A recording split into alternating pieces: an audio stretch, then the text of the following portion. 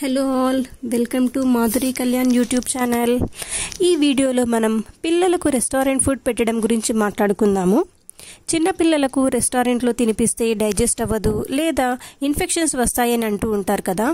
ప్రతిరోజు బయట పెడితే అలా జరుగుతుంది, కానీ ఎప్పుడో ఒకసారి లేదా అప్పుడప్పుడు పెడితే ఏం కాదు.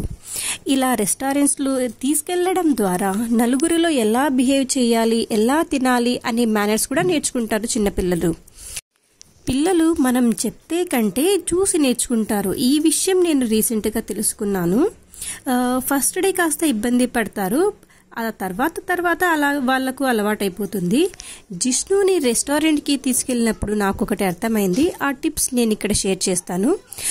ఫస్ట్ థింగ్ వచ్చేసి, రెస్టారెంట్కి తీసుకెళ్లే ముందే కిడ్ని ప్రిపేర్ చేయాలి. మనం చెప్పాలి వాళ్ళకి ఎక్కడికి వెళ్తున్నాము, అక్కడ ఏం చేస్తాము, ఎలా ఉండాలి అనేసి. సో వాళ్ళకంటూ ఒక ఐడియా వస్తుంది.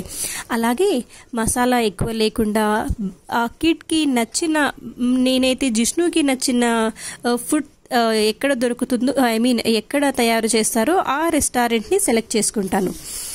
అలాగే జిష్ణు చిన్న చైర్లో కాస్త ఇబ్బంది పడ్డాడు, లేచి నిలబడి తినడం అలాగా. సో హై చైర్స్ ఉంటే బాగుంటుంది అని నాకు అనిపించింది.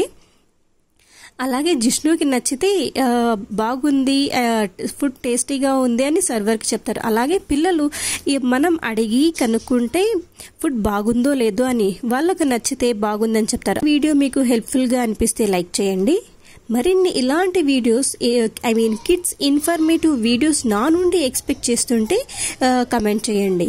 Thanks for watching this video. ఏది